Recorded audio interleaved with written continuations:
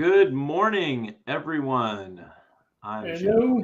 I am here with Darren Shepherd. We are about to live stream and chat with you today About about chat. chat. That's right. Today's chat is on chat. Our conversation will be about how we are building chatbot functionality and chat functionality into GPTScript.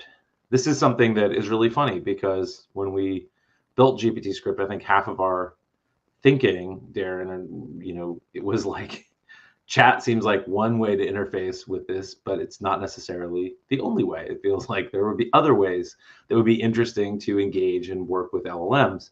So it's cool that we're now kind of comes, I don't know about full circle, but we're coming back and saying, well, yeah, but once you have a script or once you can define a process, it's really nice to chat with that process, which is one of the core capabilities of an LLM. So here we are, 6 weeks later, 10 weeks later, whatever it's been, looking at chatting with GPT scripts and chatting with people. So maybe tell us a little bit about this new feature that we're working on and kind of where it's going.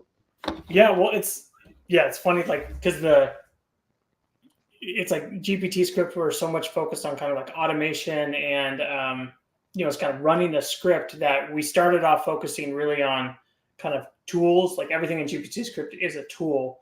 And so when in the chatbot world or whatever, you have the chatbot and then you give the chatbot tools. So so basically it's like GPTScript was really good at writing the tools, and then we're like, oh, well, you can just plug it into a chatbot. So the features that we built into GPTScript kind of started from this effort of like, oh, well, somebody build a chatbot and then just use GPTScript to do all the tools portions. And then we kind of figured out, like, one, it's actually super cool to be able to basically like write tools and then chat with the tools. So it ended up just being really fun. But then what we realized was that like we could kind of do things significantly better if we kind of integrated the whole chat experience like deeply within the GPTScript like runtime. So because it ended up being like a lot more complicated than you would think, because chat is inherently like kind of this it's this asynchronous communication, but you can look at it from like a computer from a computer program perspective of like kind of like you start a program, you run some dialogue, you say something, it runs some tools or whatever, and then it needs input from the user. So like at that point, we need to basically like stop, like we freeze the whole thing so you can kind of like persist that chat session and then come back and pick it up later. So it's like we actually had to do quite a bit internally to get this to work so that we could kind of have these like chat sessions that are really complicated and stuff or whatever. But anyway, so the whole thing is we kind of started off with not embracing chat, but now we're figuring out that GPTScript plus chat is just incredibly good. So I don't know. I mean, I can just dive right in and start showing it's surprisingly simple. Well, it's funny because the use cases, I mean, we've been talking to a lot of companies about, building chatbots with GPTScript and solving problems in places like medical or retail on how to engage with customers with more of a structured process where you say, I'm not just giving you basically a chat GPT clone, but rather I want something that is very process oriented. So, help me pick a recipe, help me kind of craft it to what I have and what I want to cook this evening. And so, context is sort of everything with LLMs, but being able to maintain session, being able to maintain some kind of state about the user that Darren is different than Shannon, and Darren likes these things and Shannon likes those things. There's a lot of potential in this kind of more complex chat interface to systems. And so I think, we were talking about what kind of system to build this on. I think, Darren, not surprisingly, your mind went towards areas that we know really well, like infrastructure. So maybe talk a little bit about what you're going to show today and what you're going to kind of provide. So what I put together a chatbot that basically helps you install a Helm chart. So it's what Shannon's like what you were saying, like it was interesting as we got into kind of looking at chatbot is like, before ChatGPT, chatbots have been a thing, for a while. But the way chatbots previously were written is it's very much like a workflow. There's a goal. It's very rigid of like ask the user this, then they respond with this, and then you look for certain terms, and then you can kind of help them through. But the kind of the existing chatbots, which kind of like pre-AI LLM, they're very much like goal workflow driven, and that was kind of interesting. Like that was like as I got into this and started looking at it, like that was, I guess that was like not something like it was something new to me or whatever, because like the chatbots that I have known have been largely like the AI ones, which are pretty much just kind of like these free forms, ask me a question and I'll just give you any answer.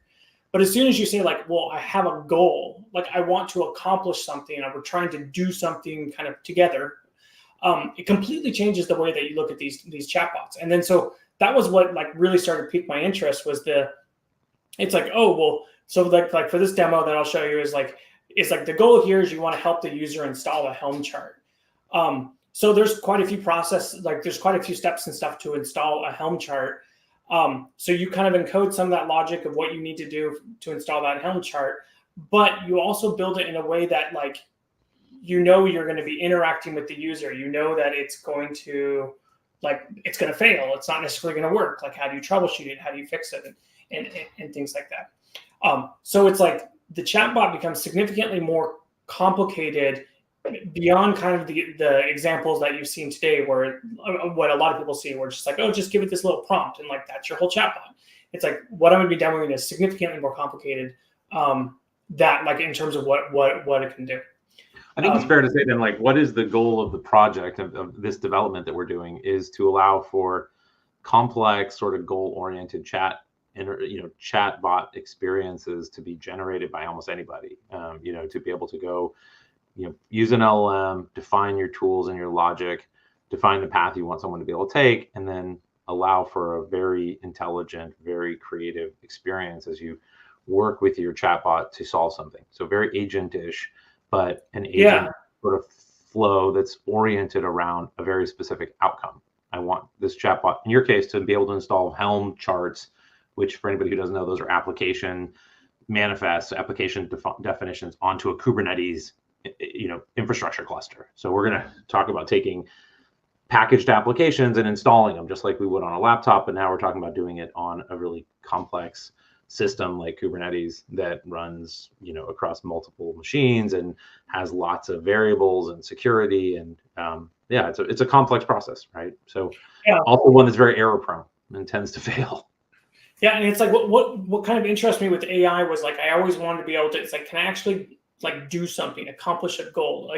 Like the a lot of what people use AI today is kind of like understanding and querying data, like, chat with documents type things or whatever. And like, that's a huge, interesting use case. It's just personally like, it's like our background has been in infrastructure. We manage things or whatever. So it's like, I'm much more like task oriented or, so it's like, so it's like this demo today is like, it's more of, you can think of it as like, it's a chatbot to accomplish a task. Whereas like you could build a very similar chatbot that would just be like a general, like, just help me understand Kubernetes or, which will be like more of a free form experience. But the one that I'm showing today is like, this is more of like, I have a goal, I have a script and I want to show.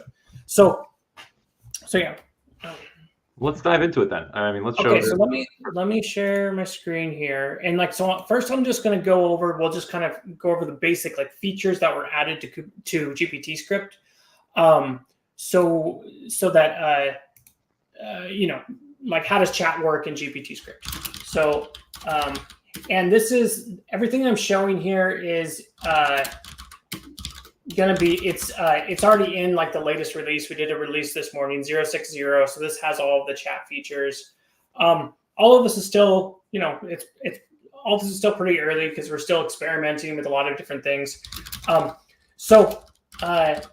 We'll just start with, so if you want to do a GPT script, so just basic GPT script. So the one I always do is talk like a pirate.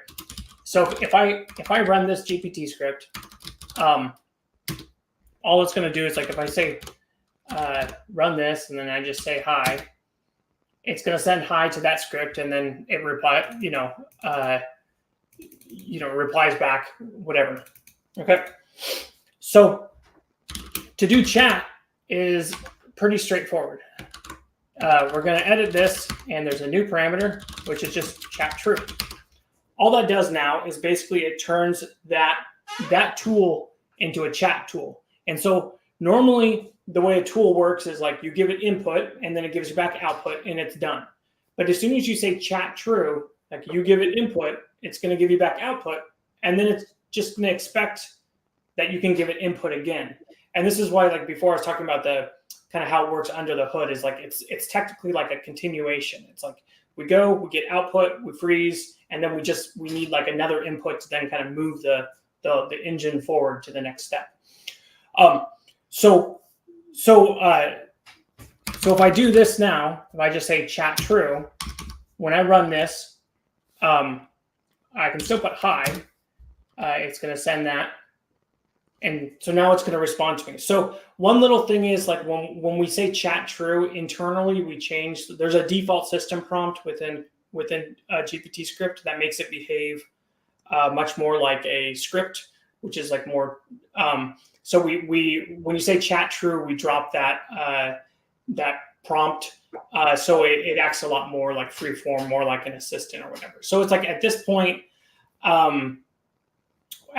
you can just start talking to it and do whatever you want. Like this is my problem with chatbots is I never know what to say to them. Like I personally don't have a lot of. This is perfect because I always know what to say to them. Yeah. Like, who should we make walk the plank today? Yeah. Oop. Oh, the plank. That works. Walk that plank. Walk that plank. This is the thing I love is that okay. So what I love about AI in general is it's really nice with typos because I type typos like crazy. So okay. So a couple things here. It's like so GPTScript. The intention GPTScript we view as like a fairly low level thing. Like we have like SDK bindings. You can integrate it into an application. You can execute this and like you can integrate GPTScript into a lot of things really easily. So you can integrate this whole chat thing into like chat applications and stuff pretty easy. But the CLI here is more like this is a pretty raw interface, so like this is not the best user experience. It like spits out all the crap that it's doing. So I do know that this is like not super pretty, but it's because it's kind of low level. We wanted to be able to give visibility to all the tools it's running so you understand what's going on under the hood or whatever. So at this point, it's like, it's pretty underwhelming when you do this. It's like, okay, well, you add chat true and like now it's a chatbot, but that's kind of what everyone else has. What we can do is we can now give it tools. And what I'm going to do is I'm just going to give it the sys.exec, which is it can just run any command. So I can say like, you are a CLI assistant helping the user run commands on the CLI. Okay, so now I can run this, and so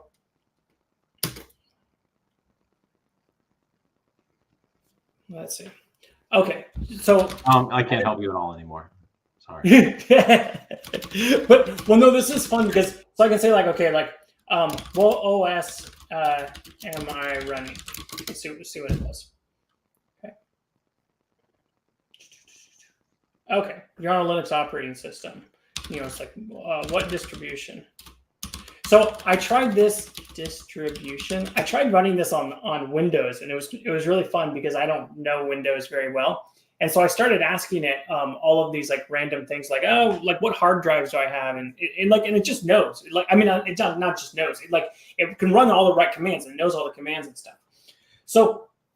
So this is really fun where it's like, okay, well, now you can give it tools and the tools can do things or whatever. So it's like one of the things that I do, I use like kind of this assistant thing a lot is for SQL because I hate writing SQL.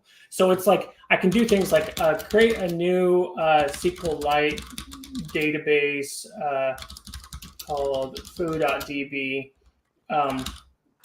with a user table. Let's just see what it does.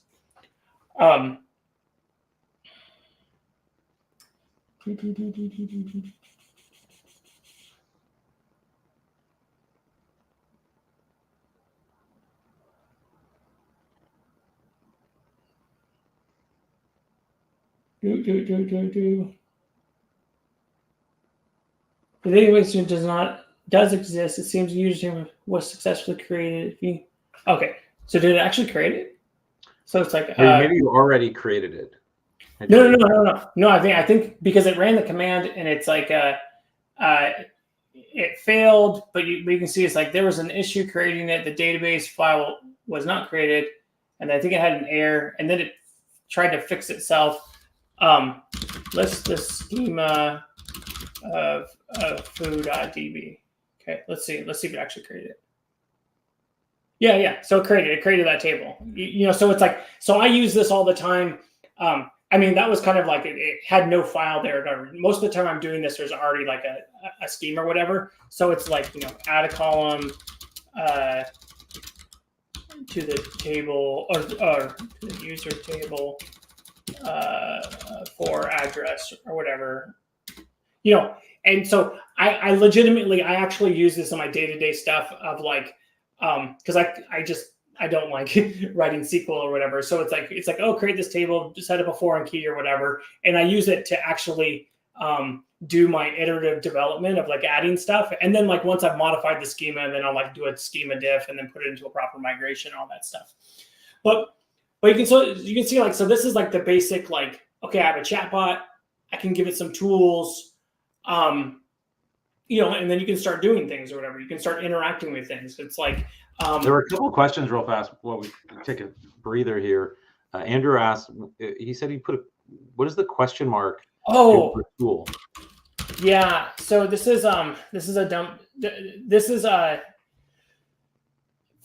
specifically for the sys tools. If you put a question mark on the end, what that means is like, instead of the process failing, it will give the error back to the LLM and let the LLM decide what to do.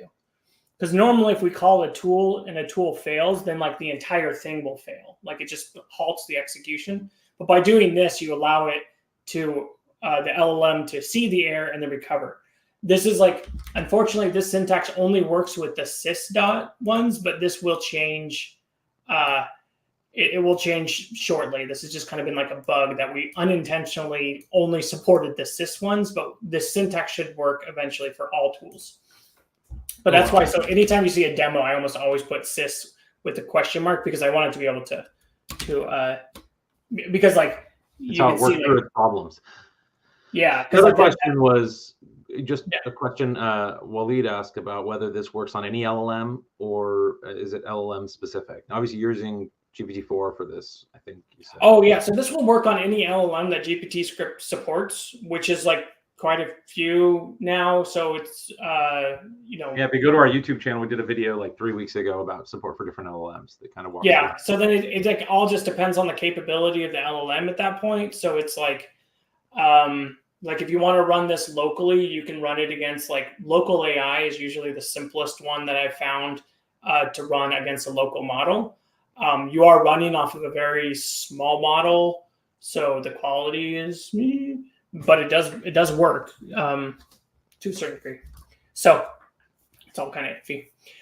But yeah, so like when we're doing stuff, we're doing stuff against GPT-4 because it just works the best. Okay. Okay, so that's like the basic is like so there's ways that you can, it's like you can integrate this. I mean, this is getting like super technical, but you can integrate this into anything else by doing where is it? Oh, it's this chat state call or whatever. Where did it go? Input, output, quiet. Oh, I'll have to find it somewhere or whatever. Okay, I'll come back to that later. Where'd it go? Never mind. It's kind of too technical, but basically, like you can integrate this, like you can call this from like simply from like a shell script and whatnot. If you wanted to actually integrate GPTScript into another application that does the UI for chat, and there's a whole SDK for it and everything.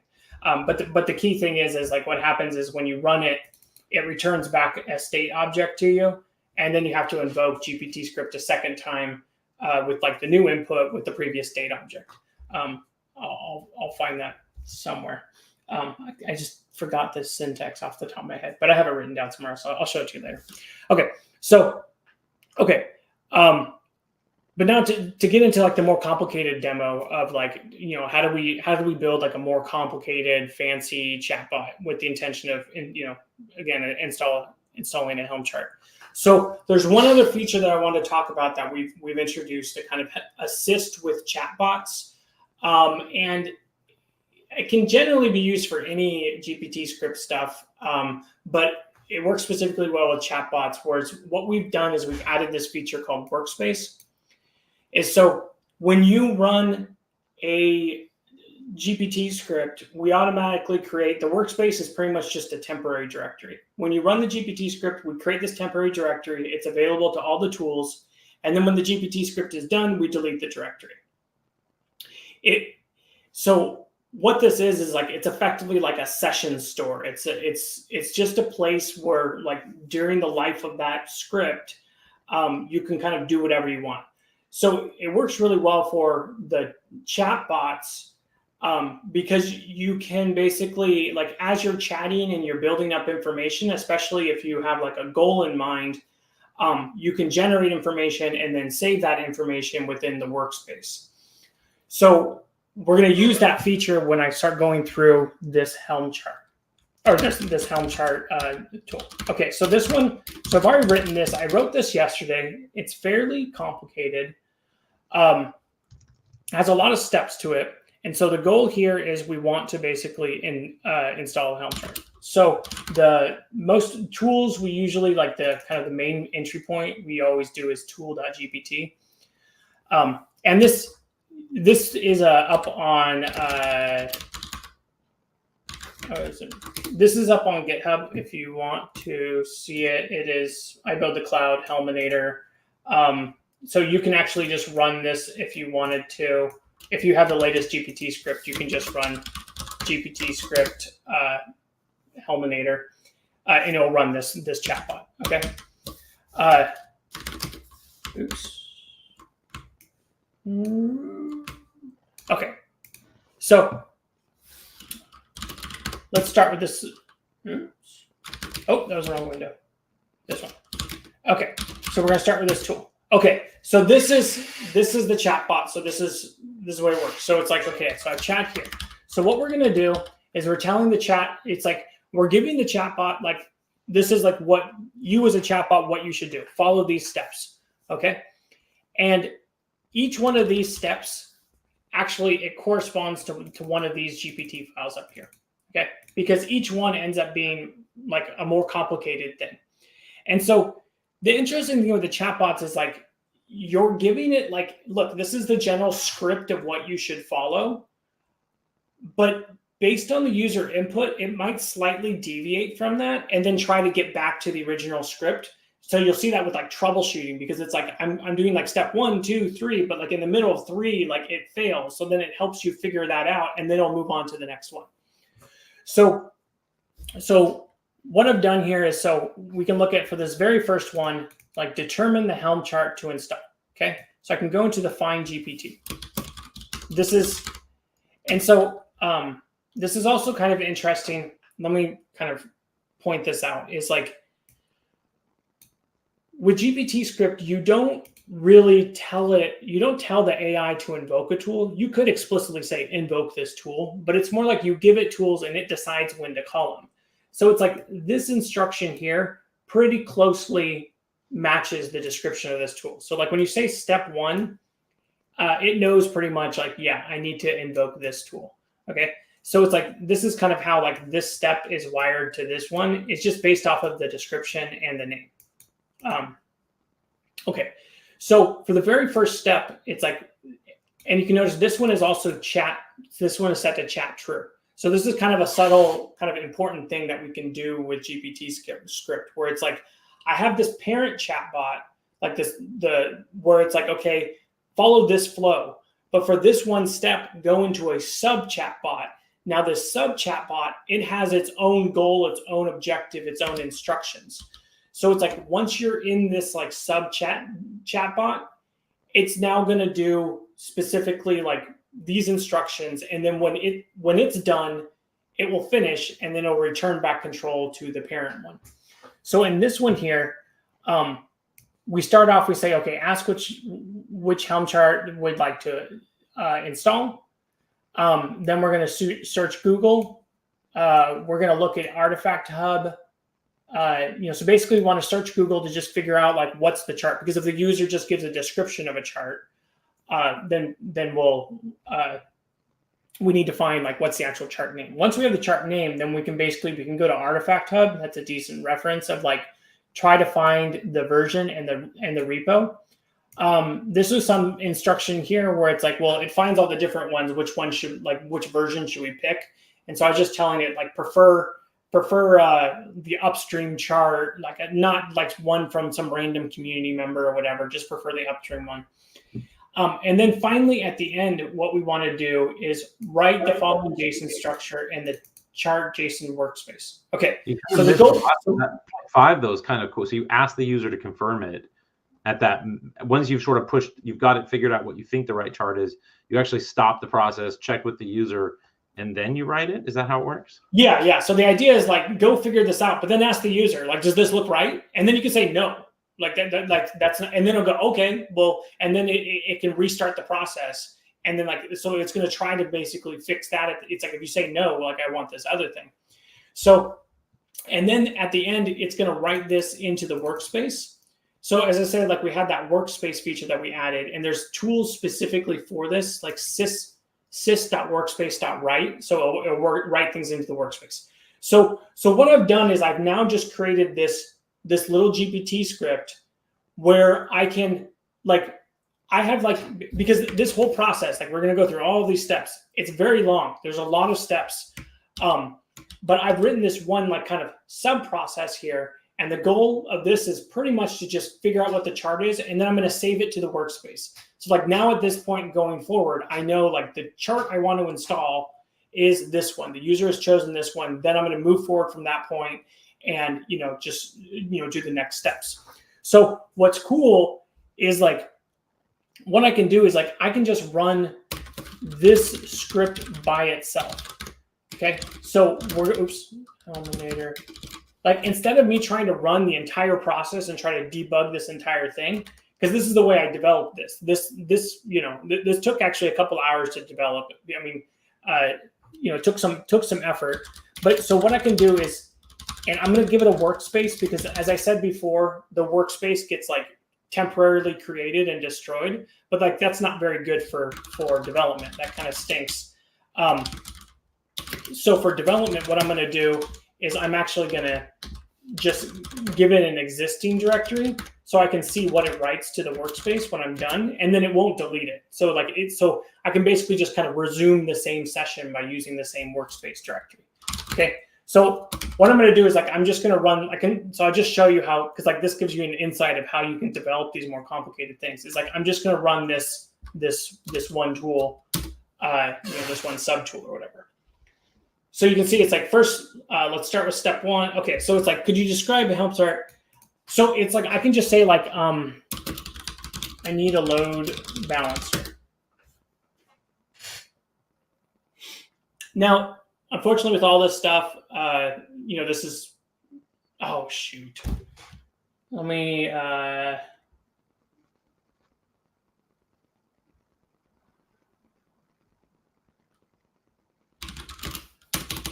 think that, okay, let me change this. There was a change to the,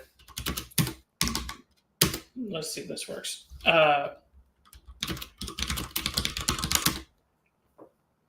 There was a change to the browser tool that I think one of the developers just did that. Okay. Okay, we'll just do this. Okay.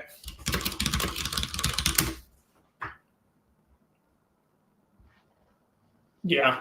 Okay. So the developer's not. It's because I'm not giving a full path to the workspace. I gave a relative directory. But so what this is doing now is like I say, okay, I want a load balancer. So this is going. It's using this browser tool. This is interesting. We've been going through all these iterations. Like, what's the best way to search the internet? And so we have all these different approaches where we tried like talking to APIs and stuff like that. The one that actually works the best is usually just open the browser and go to Google. It's slower though, but so this is why I'm fooling around with this one right now. Is like, so this is basically it opened up this browser. It did that. It read the web page. Okay, so you can see it says based on your description for a load balancer, here's some Helm charts I found. Okay, so it's like I want the load balancer controller application. So it's like these are the ones it's found. Do we want to install one of those? I don't know. Do you want to pick one of these? Or I guess we can just pick one. We'll just say, okay, one. I want one. I didn't really like the results of that. So like I could have said like, can you look for other ones? And then given it a more specific term, I could have said like, no, I really want like an open source run that doesn't require, whatever. Okay.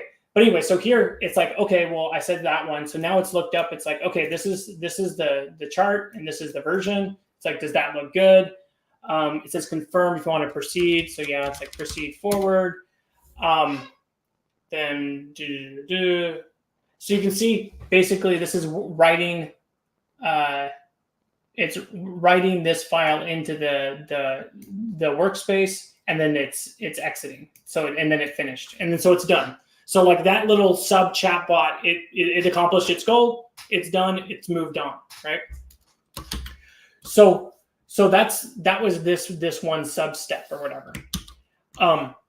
So now if I go back to my parent one, it's like, okay, well, I just developed like the first step. That seemed to work. That's cool.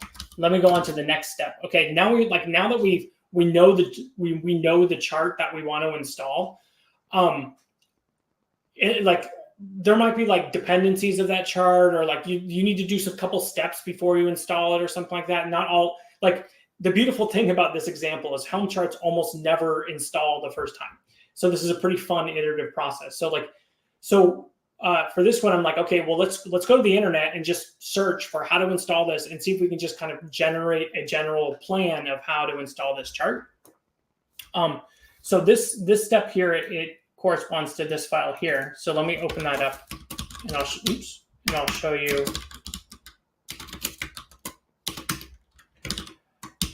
I'll show you this one. Okay, so now you'll notice when I did this find chart here, this one was chat true. So like it starts a sub chat, and then that chat can keep going, and then it will finish and then go back to the parent chat.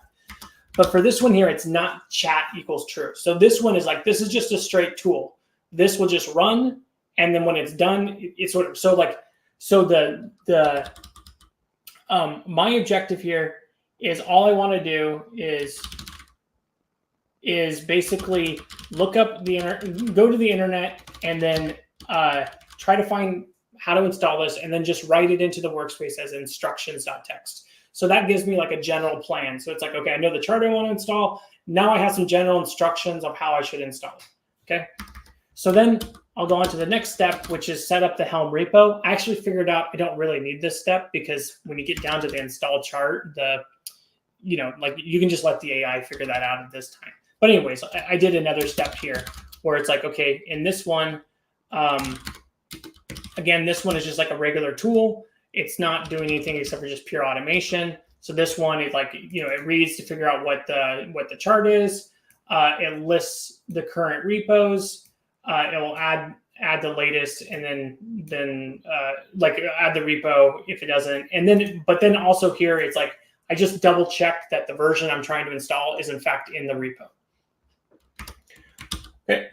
And then step 4, we go here where it's like, okay, I want to generate a values YAML. Okay. oops, let me go to, I'll open up this values one. Okay.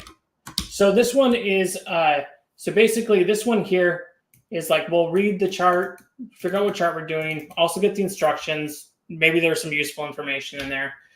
And then basically there's a bunch of instructions on how to pretty much like just generate a YAML, a values YAML.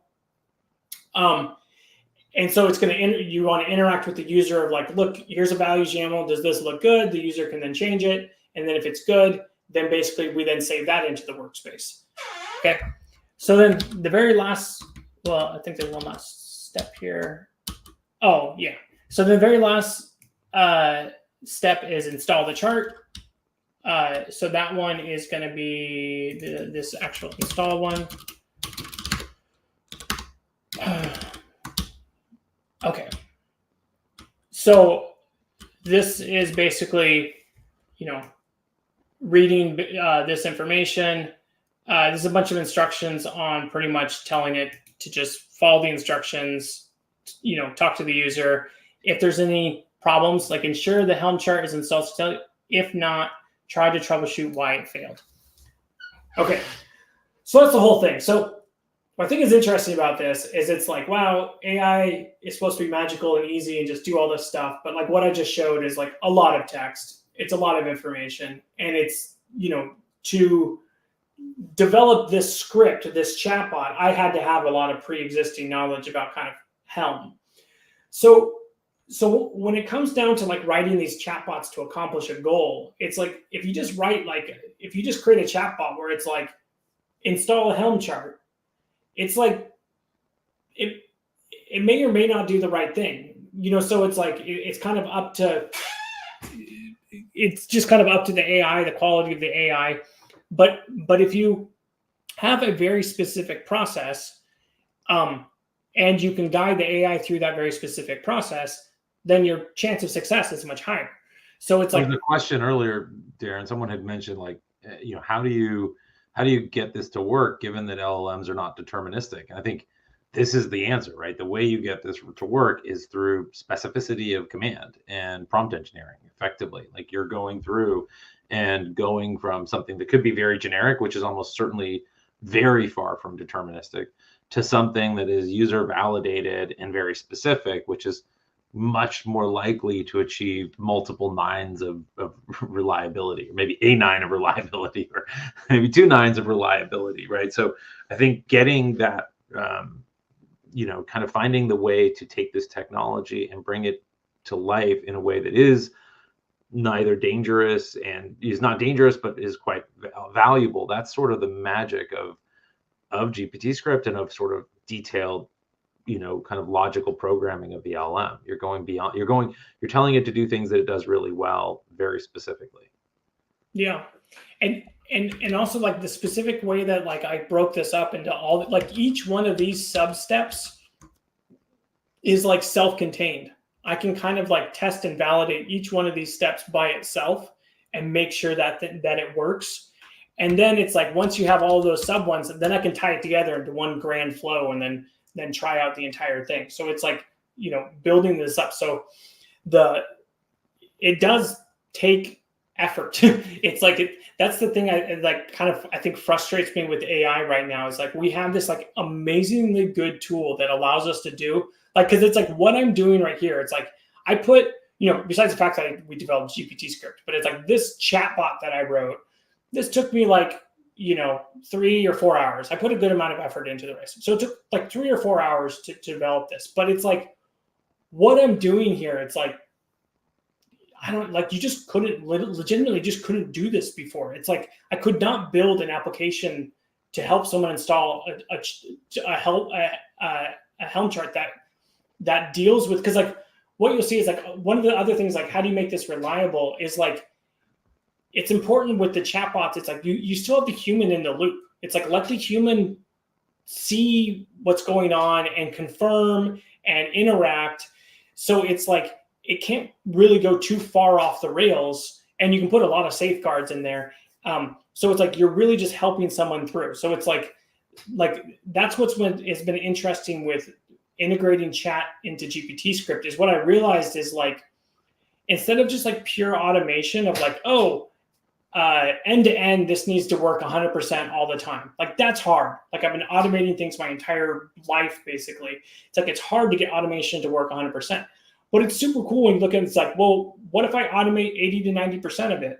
And then it, like at any point, I can basically kind of like stop, get a human in the loop, fix the thing, and then like let it go forward. Like that's, yeah, it's a lot, it's like just a lot more pragmatic of actually accomplishing things. Okay, so let's go through and actually run this. And this is where everything will, I'm sure, blow up in my face.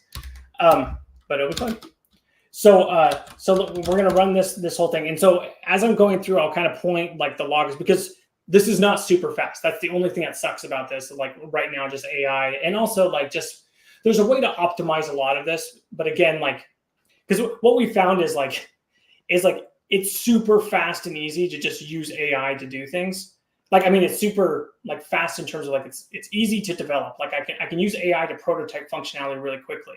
But then you figure out like, oh, like that's kind of super slow, and why do I need to actually use AI for that step or whatever? So then you optimize it with code. So once you get down to the point where it's like, oh, I want to actually put this into production, and I care about the cost and the speed and stuff like that. Then you start optimizing stuff. Okay, so here I'm gonna run this thing. Okay, so I don't know, like I kind of want to go through. I tried installing Rancher before, and it does some interesting things. So we can go that route and try to install Rancher, or we can go completely random, which might be fun too. Shannon, like, do you want to just go with a random chart? You can just come up with something. I mean, do you want to do something like? Do you want to install Prometheus? You want to do GitLab? Do you want to install we can try Prometheus. Sure. Try, okay. So what I'm going to do? Okay. So it says provide a name or a description of the chart. Prometheus. We want to install like the actual server, right? Like the server. Sure. Okay. Yeah. Okay, we'll see. Prometheus the server sounds like a movie. Yeah. Wasn't Prometheus like one of the Prometheus was one of the aliens, right? Alien. Yeah. I love that. If somebody on the internet has an idea of something you want Darren to try to install, please. I do not promise we will do it, but by all means send it in. Well, unfortunately, like this isn't super fast. Oh, it's like we've already been going for 40 minutes. Crap. Yeah, chit chatting, man. I talk too much. Okay, so you can see. So it's searching the web. So hopefully, so you can see it's streaming back the bytes. Like this is the LLM. This is like when you see like if anyone's seen Grok, not the XAI or Twitter, but there's the hardware based inference engine. It's so ridiculously fast that like I just can't wait for those things to catch on more, because it's so painful, like watching the bytes stream back from AI. Like this is GPT-4. This is how fast it is. Sometimes it's faster, but it's not super quick. So okay, so that just basically searched the web. So it's saying, looks like we're referring to Prometheus. Okay, so it found this. Yeah, sure. We'll just assume that's right. Okay. Well, I also told it to check Artifact Hub, so it should go to Artifact Hub, and we'll see if that finds there's a different version of it available. Okay. So one thing was cool when like I tried installing Rancher. The fun thing about Rancher was that like you can't install, like you first need to install Cert Manager. And so when I said, like, when I tell it to go generate the instructions, it Googles and it finds that out. So it puts together this plan where it's like first install Cert Manager. So I had it installed Cert, like, so it would go, okay, well, let's install Cert Manager and then install Rancher. But it installed the wrong version of Cert Manager. Like it installed two new of one that dropped like a beta API or something like that. So then you'll see when we get to the point of like, does this work? Like, I bet you Prometheus is just going to install fine. It probably won't fail because I think that's a pretty easy chart to install. But with Rancher, like it failed, and then it actually figured out that it had the wrong version of Cert Manager installed. Okay, so at this point, so again, I said like this, none of this is super fast. It's trying to generate the instructions right now, and the instructions I told it like, okay, go search the web and then just follow any links and find something that just find anything that looks important and then go and like download it. So it just kind of like randomly is going and looking at a bunch of web pages to try to figure out some instructions. So you're saying this is the coffee break period of the. Yeah. You basically said it. But it's like, this is the stuff that's like, this is going to get way faster. I mean, I know it. It's like, because all of this is going to move to hardware. It definitely, well, I mean, whatever it is in GPUs, but it's like, we're going to start getting more dedicated chips for this. Okay. So it wrote this instructions. Let me see. Install. Yeah. Because I think it's pretty straightforward where it's like, just install. Okay. So here now it's going through, it's adding the repo. So after it adds the repo, then it's going to get into where it's trying to generate the values YAML, and then that will be more interactive. So then we can start chatting with it more. Because everything now, because like the very first one that we did was the find. That was actually a chat tool. The rest of these was doing, okay. Let's see. Oh, so what it's doing now is you can see like it's looking for the storage class. It's looking for the ingress class because I told it like make sure it matches like your storage and ingress for the cluster.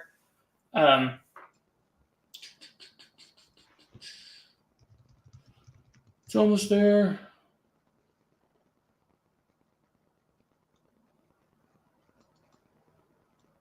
It's doing something. It really is.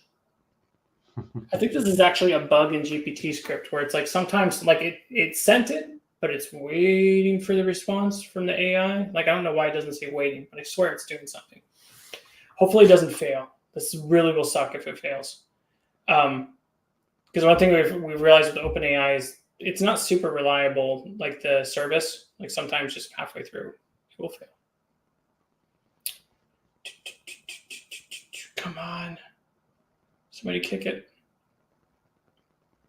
I clicked on my screen, but it did nothing.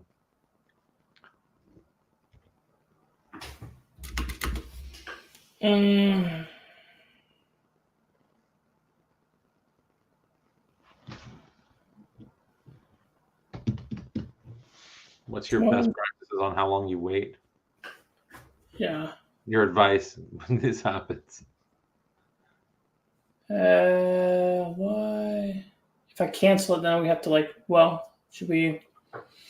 Oh, come on. You're in the wait 2 minutes. No, it shouldn't take this long. I think at this point, OpenAI has probably failed. Like somewhere in there, you crapped it out. Mm-hmm. We got both. The internet is debating wait or leave it. Yeah, I think needs a better console. Yeah, okay, so I think I'm going to cancel it. But what we can do, so what's interesting, okay. Okay, so let's just try this real quick. So we can try to just give it the exact same things. And it will probably, hopefully it will just hit the same cache. If I see this is going super slow, then we'll try a different one.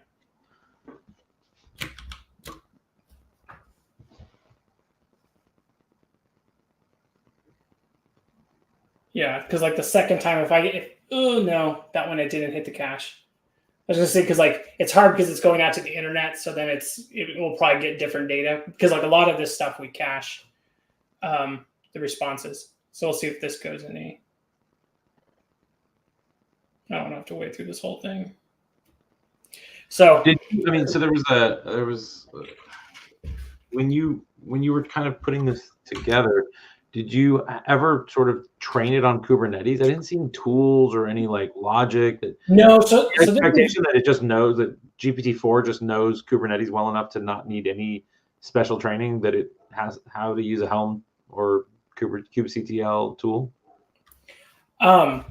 Yeah, so that's the thing about it's like we're picking one of the things that's I guess it's kind of like is that it knows Kubernetes extremely well. So it's like it already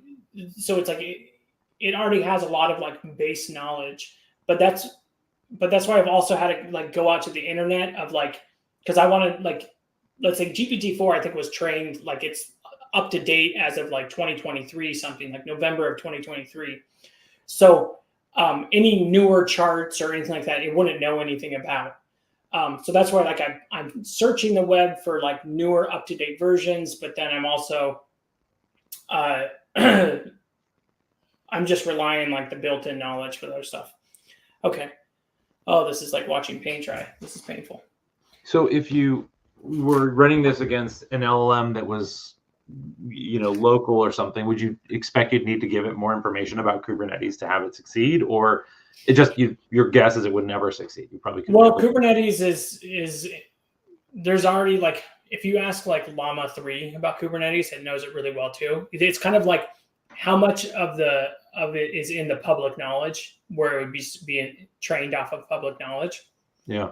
But if it's not there, then basically you will pretty much have to like fine tune. Like if it's your own company internal system, you can fine tune, or you can try to use RAG or different approaches to kind of teach it some new stuff.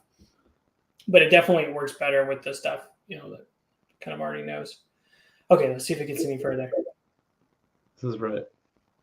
This is where it failed before.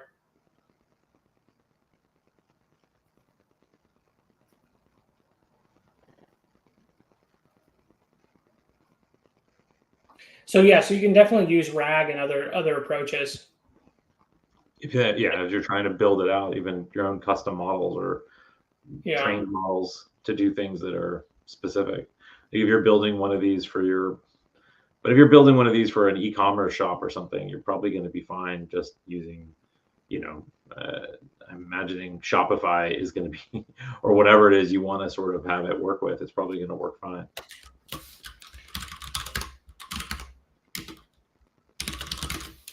I'm just going to start this one in parallel because it's stuck on the same spot. This is frustrating. Yeah. I wonder what's causing the problem. Yeah, I don't know why.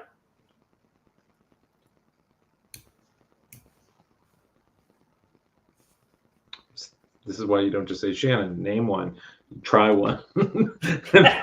Then you try that. You're like, oh, guess what? It worked when we tested it. Oh, man. Yeah. How's your Ranger one coming? Did it find the right? This one will probably work. Yeah. I would just leave this, see if it ever responds. I don't know why. Someone sort of said, could you check the cluster? But I'm guessing this hasn't gotten to the point of actually installing on the cluster. Right? No. It's like at this point, it's trying to do is just figure out. So I don't. I'm assuming you're running a local cluster here, right? You're just having. You're not having to set up your cluster, are you? What?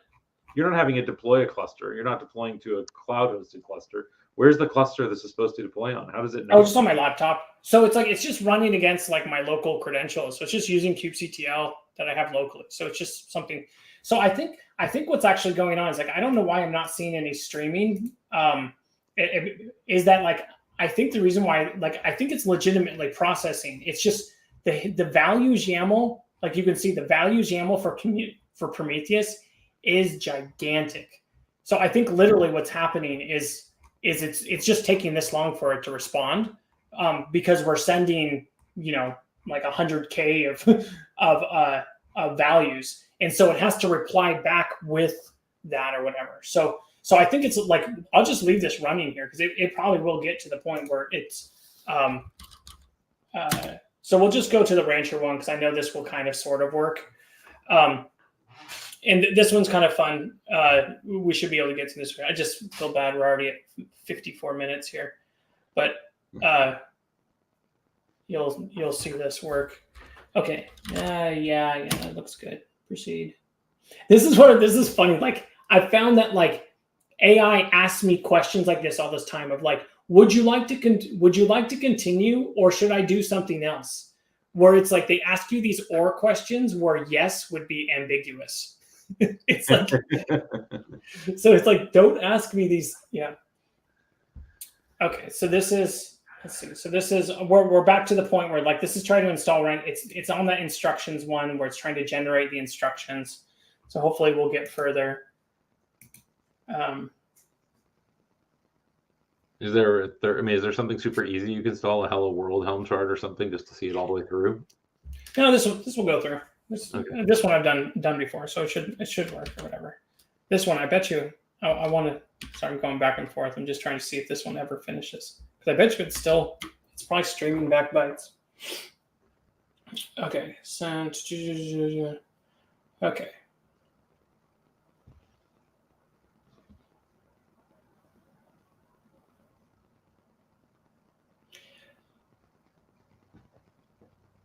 But it's been interesting with this specifically using AI for Kubernetes was like, because it knows it so well that it's like, it seems like there's a lot of things I could actually do to make life significantly easier on using Kubernetes. That's interesting, because I mean, I say from our past life, there's one obvious challenge with Kubernetes is finding admins, finding people. If you can make kube admins, dramatically more productive, that would not be a bad thing. Yeah, and so the thing is, it's like, it's just interesting with keeping the human in the loop or whatever. Is like, it's just like an assistive thing. It's like we don't necessarily need to like replace the DevOps or whatever. We just need to make them more efficient. Yeah. Okay, so this is going through. Let's see if it's.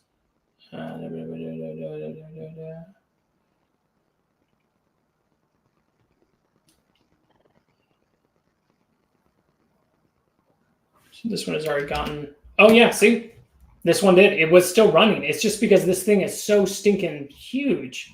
Okay, so I don't want to, because it's basically saying like, oh, here's your values YAML. Let's just go with, okay, because this one's easier. Okay, so this one for Rancher. So basically, it's proposing that I use this one here. Okay, but I know like 7-to-1 replica. Also use a .localhost domain for ingress.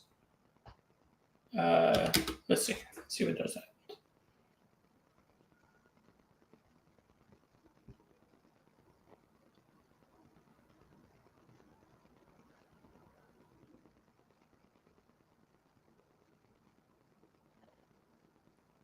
So it confirms the values of your values chart with you every time. Yeah, so it's saying, okay, well, this is like, okay, because I asked it because I didn't like that it said replicas 3. I just want 1. I also wanted to use a local host, so I can just do a dummy domain here. Mm-hmm.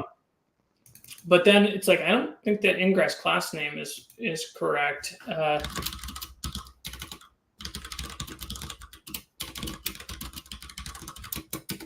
Let's ask it. Current finger does not specify. Means it would use the default.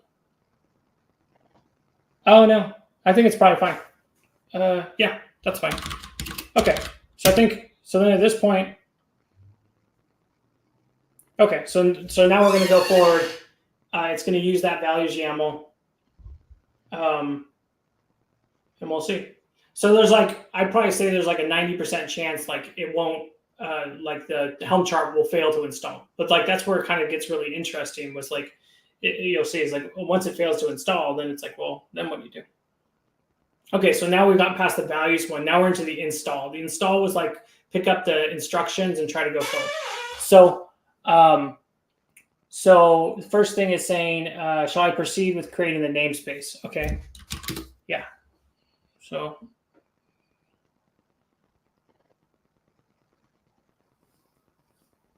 Okay, next we need to choose the SSL configuration. It includes Rancher generated TLS Let's Encrypt, or bring your own.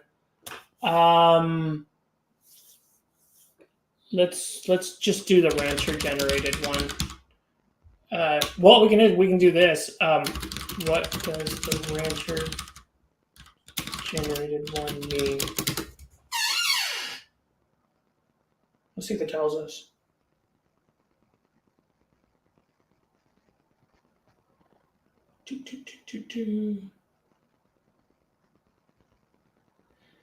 Okay, so it means it'll automatically generate managed TLS. This is a convenient option if you have your own certificate. Okay. All right, we'll just go use that. Oops, sorry. Use that option. So you can see like that, this is like the beauty of the chatbot. It's like, it's not just full automation. It's like I'm interacting with it and kind of deciding as I go forward. Okay, so now it's basically installing Cert Manager. So that was what's kind of interesting about this is like, I never like it just figured that out from like when it Googled like the instructions is like, oh, you need to install Cert Manager. Okay, so installed Cert Manager, and then the next is like, okay, we need to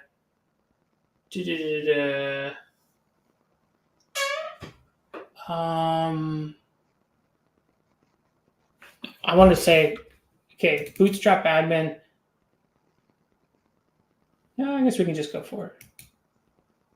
Oh, this is interesting because I told it to use the values file, but it's not using it. No, can you use the values YAML from the workspace?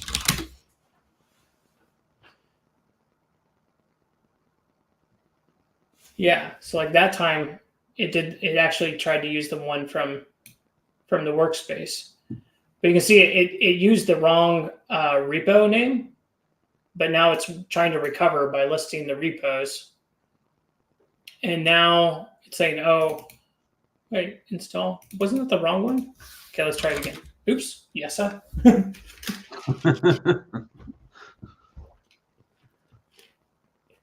No.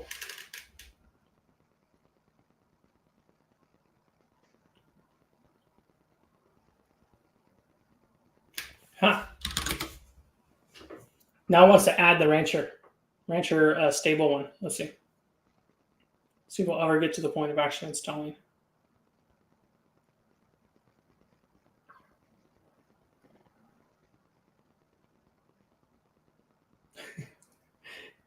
What? Would you like me to update? Yes. I don't know why it's the Helm's not happy with the when you do Rancher stable. Okay. Maybe it's because it never ran repo update. Oh, no, it installed. Okay. I guess it never ran repo update before, but see, so this is the thing is it's like, again, this is like, I put together this pretty quick. But it's like, it's just very impressive to me, like the fact that like it went through and it like eventually basically kind of got to the right point. So it's like, okay, it installed the chart. So it's telling me I should be able to go here. Let's see, advance, continue. Nope. Okay, so it's saying I can go there. And so it's not working. So let's do this. So, okay, can you list all the resources that were installed?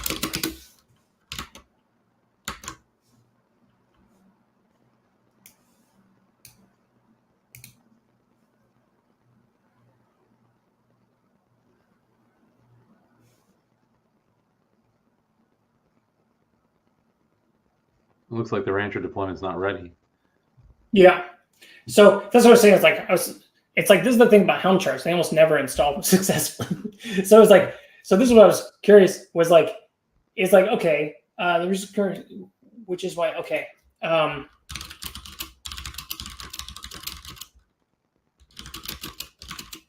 It's not ready.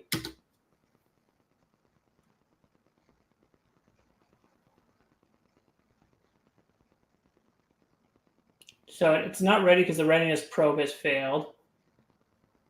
So it's going to say, well, there's some wait, check logs, restart pod.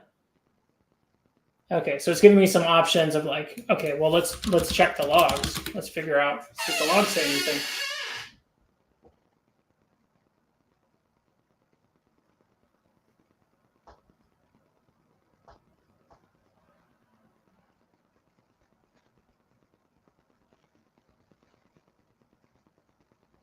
So according to it, it thinks the system is still starting up, which there's a very good chance it is.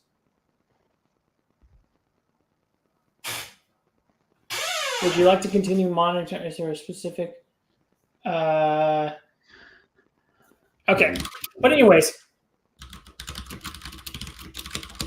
but you can see you can basically, we'll eventually get to running. Oh, is it ready? Oh, manager pod is now running and oh, so it's running and ready. Okay, so let's see if oh shoot, I forgot what was the URL for the dashboard. Whatever, type that wrong. Isn't it just localhost rancher or something like that? Yeah, I know what it is. I was just kind of curious. What is that weird thing? I bet you that's not. I think it just made up. Oh yeah. Holy crap. So okay, use a random. Continue. Wait. Oh, there you go. Well, there you go. I don't know. I don't know if I find that impressive. I don't know if you do, but it actually got Rancher installed. Did Prometheus where is Prometheus at now? I mean, well, no, I never stragglers still want to stick around and see this flailing at our demo. Well, I never because you can see how big the thing. I don't want to review it, so it's like yes, sure, just use that. Yeah, don't do it again, dear God. Oh yeah, because now it has to write that whole. Well, let's see. Oh no, it's not that long. Oh, so that it was telling me the whole Prometheus thing was there. Yeah, so basically, let's see. Ingress enabled false. Okay. Well, let's see this one because this one will actually install, I'm sure. And then this will be the end. I hate to keep people on this marathon stream here, whatever. But I don't know. I'm really impressed with this. Where it's like this. I mean, all this stuff. It's like it's early. We're still figuring out, but there's so much potential here. Like the fact that it's like that whole thing of it's like the fact that it read the logs. I find that impressive. It read the logs and said, "Look, it seems like it's still starting up." Like it's that human intuition. Slow down, jerk. Okay. Give it a second. So this is asking me if I want to create a namespace. So this was interesting. In the Rancher one, the standard install always goes to the same namespace, but Prometheus, there isn't one. So it's actually will ask me which namespace. Do you want to use the default or should we create a new namespace for it? So now at this point, so I told it to just use the prom namespace, whatever. So it tried to basically run the Helm install. That namespace doesn't exist. So it created the namespace, and now it looks like it's running it. Yeah. So this.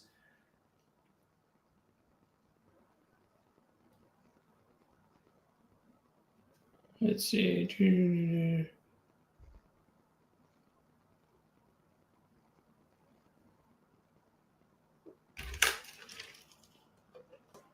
Have you found that the output has been traditionally more error prone or less error prone than your own installation approach? Would you say is this today roughly the same as a person, a little worse than a person, a little better than a person? Oh, I mean, right now I think it's worse than a person. Yeah. Because the thing is the bar of Kubernetes is really high. You need to know a lot to be able to do things. So you already have a very skilled end user.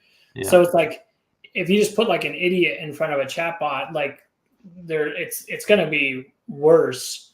But so what I think is interesting is the fact where it's if you already have a relatively knowledgeable person who can.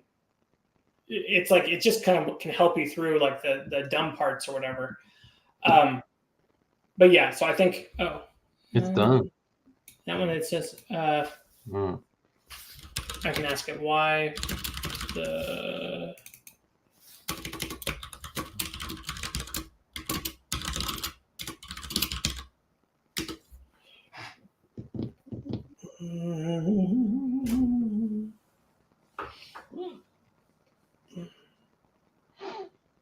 Oh, that's funny. I told it to check the logs, and then it's like, no, I really need to look somewhere else. But I mean, there's more to like make this.